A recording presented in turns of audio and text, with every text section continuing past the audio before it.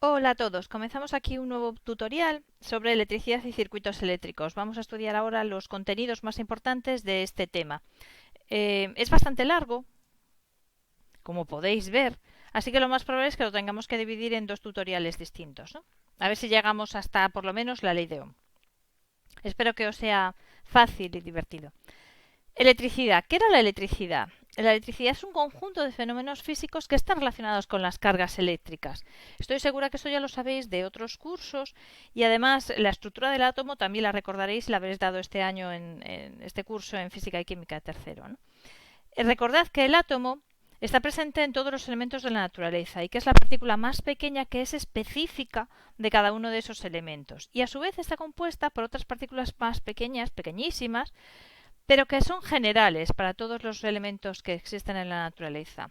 Así, prácticamente todos los átomos están compuestos de un núcleo que concentra las cargas positivas, que son estas rojas que tenemos aquí, y a las a las partículas azules, que serían los neutrones, que no tendrían carga de ningún tipo, pero sí aportarían masa al núcleo. Y a su vez, alrededor tendríamos otras cargas pequeñitas que estarían cargadas negativamente, otras partículas pequeñitas que estarían cargadas negativamente, las que llamamos electrones. Están girando no en órbitas perfectamente definidas, sino en zonas donde existe una mayor probabilidad de encontrar esos electrones que se llaman orbitales eléctricos, ¿no? Los átomos neutros, los átomos en su circunstancia, en su estado más estable, tienen el mismo número de cargas positivas que de cargas negativas. Decimos entonces que están neutros. Pero los átomos pueden ganar o perder electrones. Los electrones son un poco pizpiretos, se van y se vienen con cierta facilidad. Si un átomo gana un electrón, queda cargado negativamente. Por el contrario, si cede ese electrón, quedará cargado positivamente porque tendrá más protones que electrones, ¿no? Y eso es exactamente el origen de la corriente eléctrica. Si nosotros somos capaces de generar un desplazamiento de las cargas eléctricas negativas, es decir, arrancarle electrones a un determinado material y hacer que circulen por ese material, nos encontramos con una corriente eléctrica. Se define la corriente eléctrica como el desplazamiento ordenado de electrones desde un cuerpo cargado negativamente hacia un cuerpo cargado positivamente. Y eso es lo que sucede, por ejemplo, dentro de una pila, ¿no? En el polo positivo de la pila hay un defecto de electrones, mientras que en el polo negativo de la pila habría un exceso de los mismos. Hay materiales que permiten fácilmente el desplazamiento de electrones en su interior, a los que llamamos materiales conductores. Los conocéis, son fundamentalmente metales. Ahí tenéis el aluminio, el hierro, el latón, bronce, cobre, faltaría el oro y la plata, que curiosamente son los que tienen una mayor conductividad. Y después existen materiales que no permiten, que se oponen al desplazamiento de electrones en su interior, que son los materiales aislantes y que también conocéis, la madera, el cristal, el corcho, el plástico, etcétera, etcétera. Pregunta, ¿qué hay del agua? ¿Qué apostáis?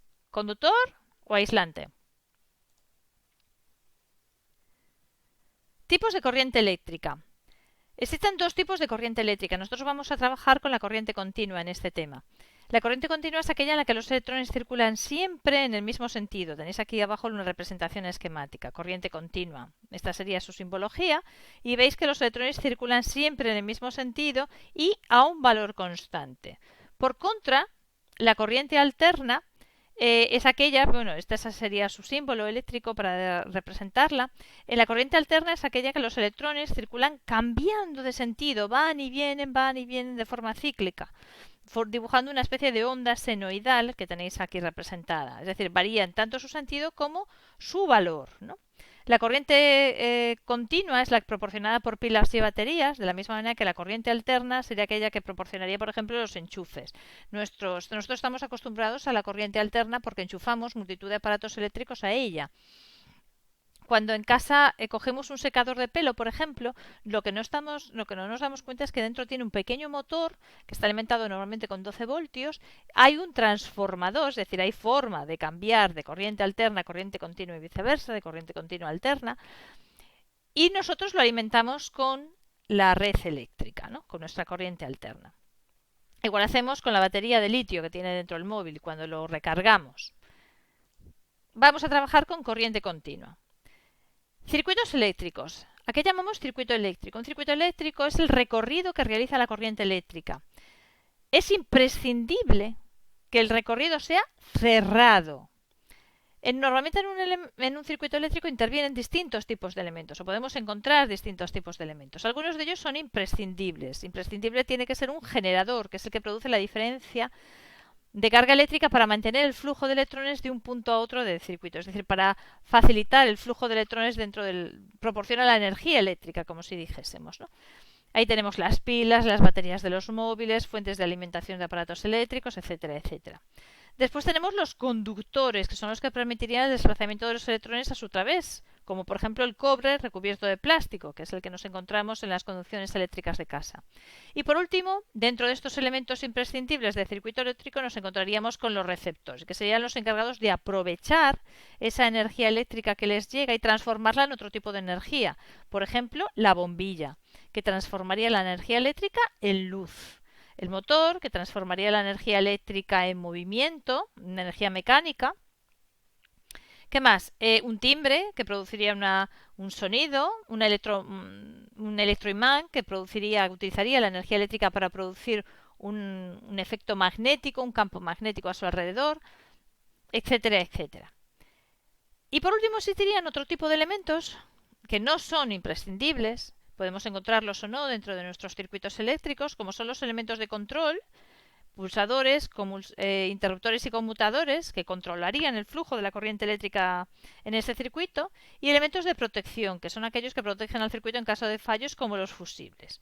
Los vamos a ver en la diapositiva siguiente. Un fusible tiene este aspecto. Es como si se produjese un estrechamiento en el flujo de los electrones, en el recorrido que realizan los electrones en su camino. Aquí tendríamos un conductor de una sección bastante ancha y aquí tendríamos un conductor dentro del fusible de una sección bastante más estrecha. Imaginad que vosotros estáis en un coche y vais por una avenida de 4 carriles y de repente de esos 4 carriles pasamos a tener un solo carril, con lo cual garantizamos que aquí el flujo de electrones nunca es masivo, no se puede producir una avalancha de electrones que quemase cualquier otro aparato eléctrico que estuviese a continuación del fusible. Primero salta el fusible, se quema el fusible, se abre. Hay fusibles magnetotérmicos que no se queman. Y entonces de esa manera protegerían lo que viniese a continuación dentro de nuestro circuito eléctrico. ¿Por qué os pongo esta diapositiva? Porque quiero recordaros que los elementos indispensables son, por tanto, receptores, generadores y conductores. Y además, para que recordéis cómo funciona esto de los circuitos eléctricos.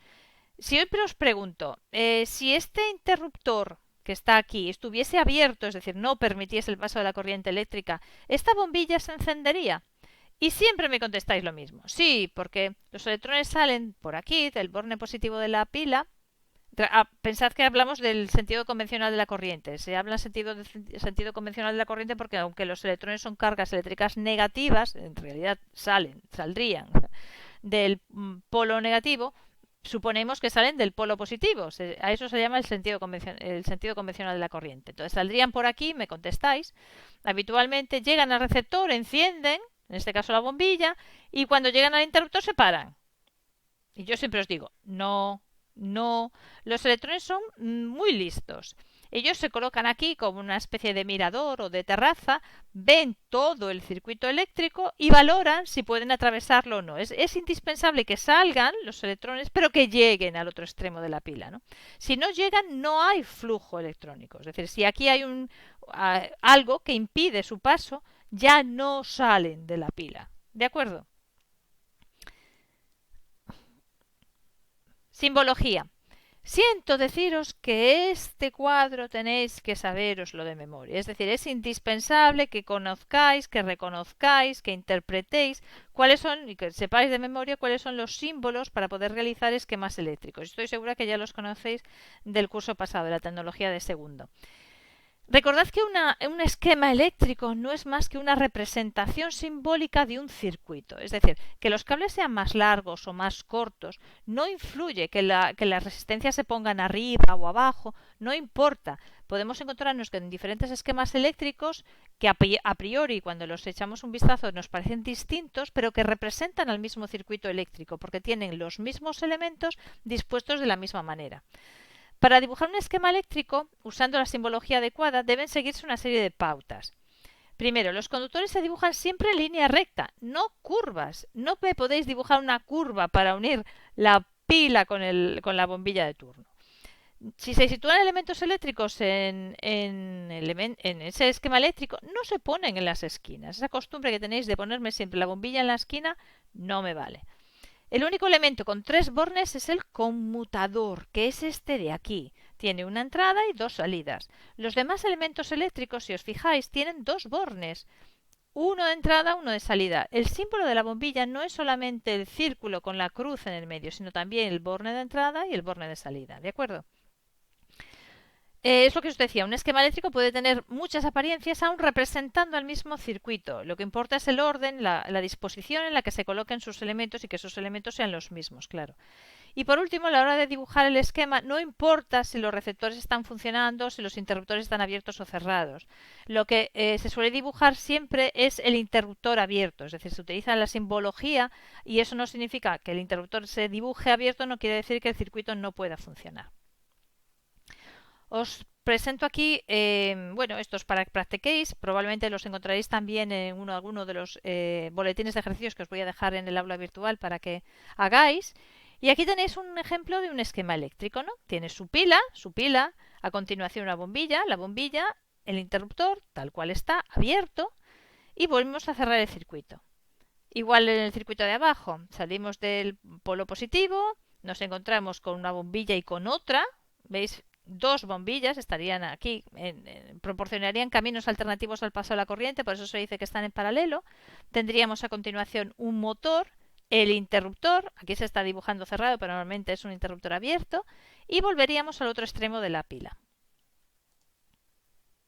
Vale, magnitudes eléctricas.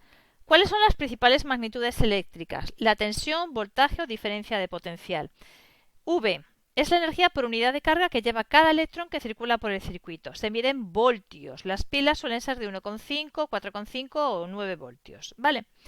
Los electrones salen del polo positivo de la pila con 4,5 voltios, que es lo que nos proporciona esta pila de petaca. Recorren el circuito, gastan toda su energía en los elementos receptivos, en los receptores que encuentran, y vuelven agotados al polo negativo de la pila. Es decir, salen con 4,5 voltios, vuelven con 0 voltios. Por tanto, la tensión, voltaje o diferencia de potencial, podemos llamarle de cualquiera de las maneras, nos da medida de la cantidad de energía que le estamos proporcionando a esas cargas eléctricas para que circulen.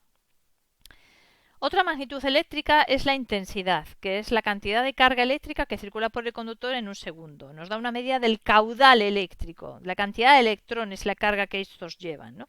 Se mide en amperios, que es una unidad bastante grande, por eso os vais a encontrar divisores de los amperios, que son el miliamperio y el microamperio, y se representa como I mayúscula. Y por último, la resistencia, que es la oposición que ofrece el material al paso de la corriente y se mide en ohmios. Fijaos, esta letra omega. Ley de Ohm. La ley de Ohm nos permite relacionar las 3 magnitudes eléctricas de la corriente continua. La intensidad es igual a la tensión, voltaje o diferencia de potencial entre R. ¿Qué nos pasa? Que a veces nos resulta difícil despejar las diferentes magnitudes y para ello basta fijarse en este maravilloso triángulo en el que se representa el triángulo BIR, como me decían a mí los niños el año pasado, que nos permitiría despejar las diferentes magnitudes eléctricas. Es decir, si queremos despejar V, ponemos nuestro dedo encima de V y debajo nos quedan I y R, que están a la misma altura, luego los tenemos que multiplicar. Si queremos despejar I, ponemos el dedo encima de I y nos queda V partido por R, tal cual. Y si hacemos lo mismo con R, nos quedará V partido de I y ahí tenéis el despeje, la forma de despejar la resistencia. Os dejo 2 circuitos para que practiquéis y apliquéis la ley de Ohm. Es muy fácil. En el primero os pide la intensidad, que se define como V partido por R, V30, R10, la tensión entre la resistencia, 3 amperios. No os olvidéis nunca de la unidad, por favor. Y el segundo circuito, el circuito B, está formado por una pila de 11 voltios y una resistencia cuyo valor desconocemos, pero sí nos dan la otra magnitud eléctrica, que en este caso es la intensidad 5 amperios, con lo cual tendríamos que dividir en este caso R igual a V partido por I. Y con esto acabamos. Gracias, chao.